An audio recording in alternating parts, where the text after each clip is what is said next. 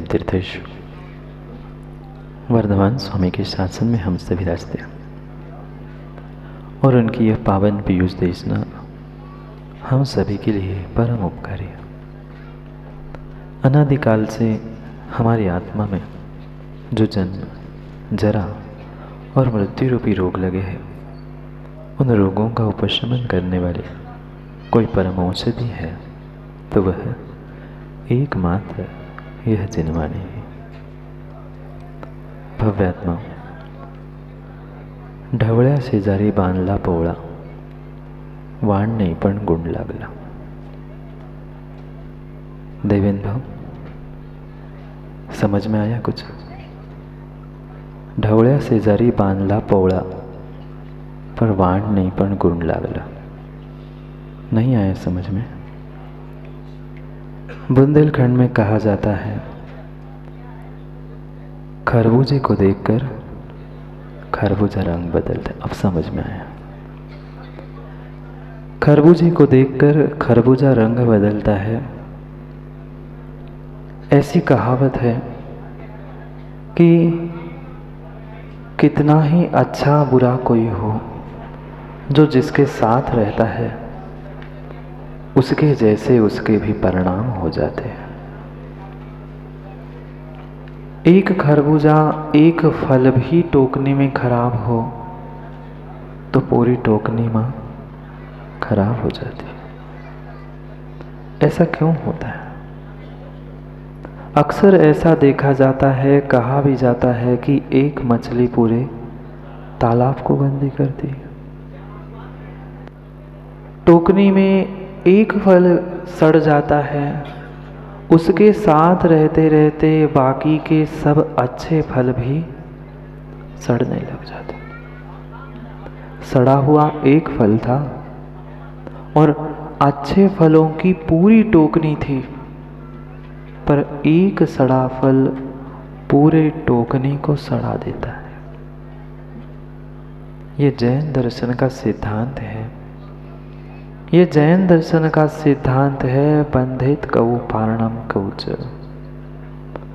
जिसके शक्त्यांश अधिक होते हैं वह अपने रूप दूसरे को परिणमित करने की शक्ति रखता है। कौन?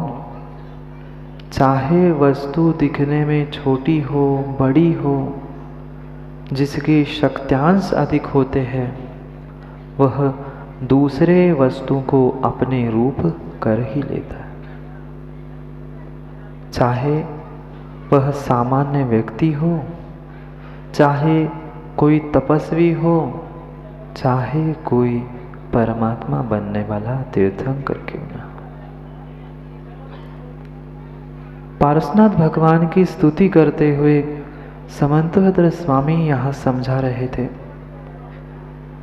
कितने सारे जीव मिथ्या मार्ग में भ्रमित थे।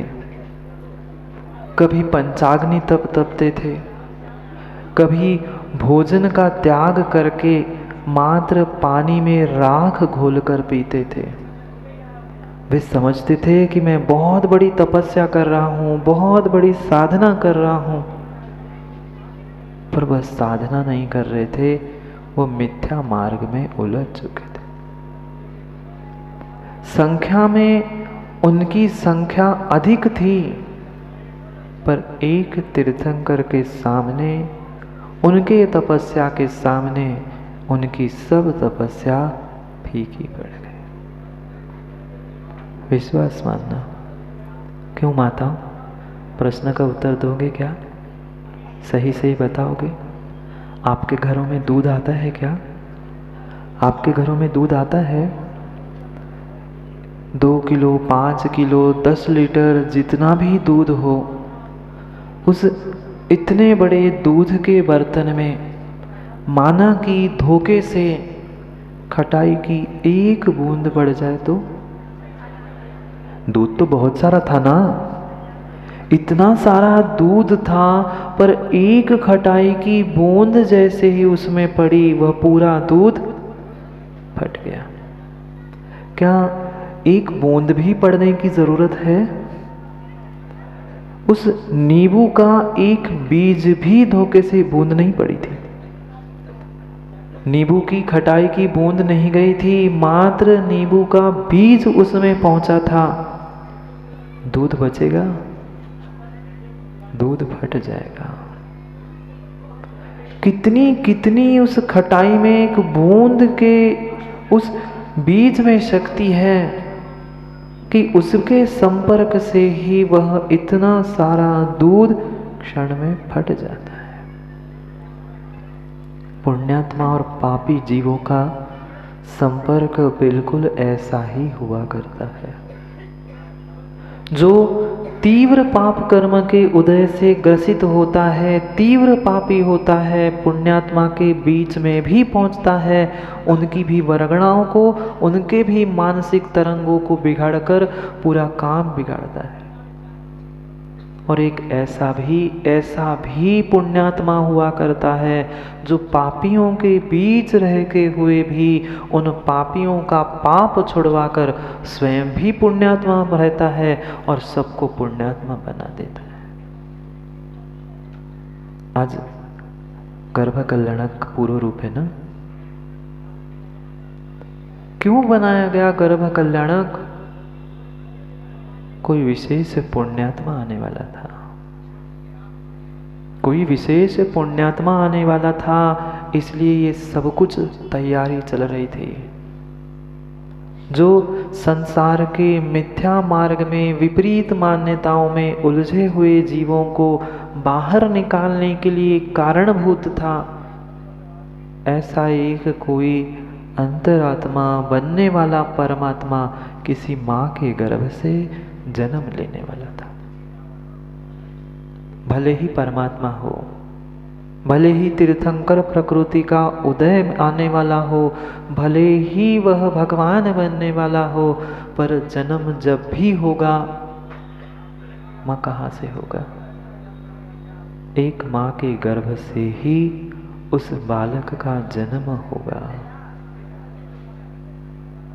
और कोई साधन नहीं है, और कोई साधन नहीं है उस बालक को जन्म देने के लिए बिना माँ के गर्भ के।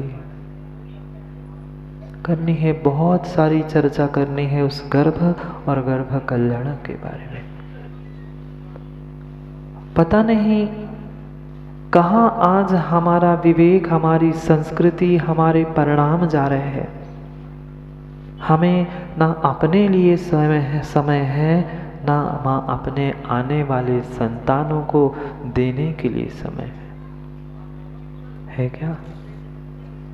सुबह से उठकर शाम तक हम मात्र और मात्र एक वस्तु के पीछे दौड़ रहे हैं, वह है धन, संपत्ति, नाम, प्रतिष्ठा। पर क्या कभी अपने लिए और बच्चों के लिए हमने संस्कार दिए? विचार करो। घर में एक सुसंस्कारित बालक होता है, एक पढ़ा लिखा बालक होता है, तो पूरे कुल, परंपरा, घर, नगर, समाज का नाम रोशन करता है। और उसमें एक भी अगर विपरीत काम करने वाला हो, कितना ही कुछ कर लो अजित भाई, कितना ही प्रयास कर लो कि किसी को पता नहीं चले, पर वह बात पता चल ही जाती है। किसी एक के कुल में जन्मा हुआ वह बालक पूरी समाज की नाक को ऊंचा भी कर सकता है और समाज की नाक को नीचा भी कर सकता है, क्योंकि एक ही मछली पूरे तालाब को गंदा करती है। भले ही पूरा तालाब बहुत अच्छा हो, पर अगर एक भी सड़ा फल है तो पूरी टोकनी सड़ने में देर नहीं लगती। जैसे विपरीतता में है, ऐसे ही अच्छी बातों में भी हमें समझना होगा। घर के किसी भी कोने में या शर्ट के अपने पास कहीं किसी एक छोटा सा इत्र कप हुआ, जानते हो, नीरज भैया, इत्र का फुआ, आज तो सब कुछ बड़ा बड़ा स्प्रे व सेंट वगैरह आ रहा है, पर पहले वह घर घर लेके घूमते थे, छोटी इत्र की बोतल लेते थे और उस रुई का फुआ बनाकर बांटते थे, बेचते थे। घर के किसी एक कोने में भी वह इत्र का फुआ रखा है, रुई रखी है, तो पूरा घर नहीं महकता था? महकता था। घर में नहीं, वह इत्र वाला, बेचने वाला रास्ते से निकल भी जाता था तो घर में बैठे बैठे पता चलता था कि नहीं, कोई इत्र बेचने वाला आया है। जितना अच्छों का संसर्ग अच्छा बनाता है, उतना ही बुरों का संपर्क बुरा भी बनाता है। कर्ता कोई एक है और भोक्ता पूरा घर, पूरा परिवार, पूरा देश, पूरी समाज है। एक मन चले व्यक्ति ने कुछ विपरीत व्याख्यान कर लिया, कुछ विपरीत बात कह दी, वो तो कह के शांत हो गया, पर उसकी बात को लेकर कितने बवाल हमारे भारत देश में नहीं होते ना? एक ही के कारण होते हैं। एक व्यक्ति पूरे सभी जीवों को अच्छाई के मार्ग पर भी लगा सकता है और बुराई के मार्ग पर भी लगा सकता है। जिसके पास सुसंस्कार है वह माँ अच्छा स्वयं बनता है और दूसरों को बनाता है। जिसकी संगति ही कुसंगति है, जिसके संस्कार कुसंस्कार है, वह किंचित भी चाहने के बाद भी किसी अच्छे कुल परिवार वालों के साथ न रह सकता है, न स्वयं को संभाल सकता है। बात हमें दोनों एक साथ समझनी है माँ। वही माँ, वही मनुष्य पर्याय पर एक परमात्मा बन रहा है, एक सिद्धालय पहुंच रहा है और एक नरक निगोद की यात्रा कर रहा है। एक ही माँ के गर्भ से जन्मा था कौन? कमठ और कौन? कमठ और कौन? नहीं जानते? मरुभूति। दोनों एक ही माँ के गर्भ से जन्मे थे, पर एक सिद्धालय पहुंच गया और एक नरक निगोद की यात्रा कर रहा था। एक स्वर्ग जाता गया, एक नीचे जाता गया। क्यों ऐसा हुआ? पुण्य पाप का जो संपर्क, पुण्य पाप का जो संसर्ग था, उस अच्छे बुरे के निमित्त से उसके साथ अच्छा बुरा होता रहा। अद्भुत सूत्र उमा स्वामी महाराज ने उस तत्वार्थ सूत्र में बताया, बंधेत कौ पारणाम कौच, जिसके शक्त्यांश अधिक होते हैं वह जीव दूसरे को अपने रूप कर ही लेता है। अच्छे संस्कार जिसके पास है वह अपने पूरे मित्र मंडल, पूरी समाज को अच्छा बनाता है, और जिसके स्वयं के ही संस्कार खराब है वह अपने साथ सबको लिए डूब जाता है। बहुत अच्छी बात यहाँ पर कह रहे हैं। चौथे और पांचवें श्लोक में स्वयंभू स्तोत्र के श्लोक पढ़ लेते हैं, फिर समझते हैं कि संस्कारों की महिमा कितनी जरूरी है। माँ गर्भ कल्याणक है ना, करना है। कल भी हमें उस गर्भ कल्याणक पर ही व्याख्यान समझना है, पर आज उसके पहले संस्कारों की भूमिका को समझना है। यमीश्वरं वीक्ष विधूत कल्मषं तपोधनास्ते भी तथा बहुषवा मनोकसस्वशमबद्धबुद्धया समोपदेशं शरणं प्रपेदिते ससत्यविद्या तपसा प्रणयका समग्रधीरो गुरुकुलांश्रुवांस्मा मया सदा पासजनाः प्रणम्यते विलीनमिथ्यापतदृष्टिविभ्रमा। क्या कहा?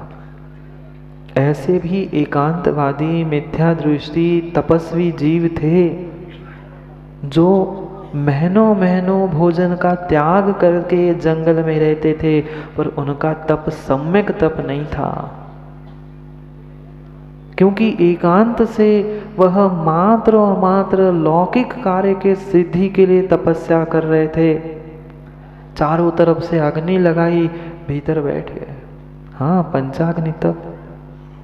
भोजन का त्याग कर लिया, मात्र पानी में राख खोलकर पी रहे हैं, तपस्या चल रही है, पर वह भगवान बनाने वाली तपस्या नहीं है। नहीं है, भगवान बनाने वाली तपस्या नहीं है। जब तक भीतर सच्चा श्रद्धान देव शास्त्र गुरु के पास नहीं है, तब तक दीपक भाई तुम भगवान बनने वाले।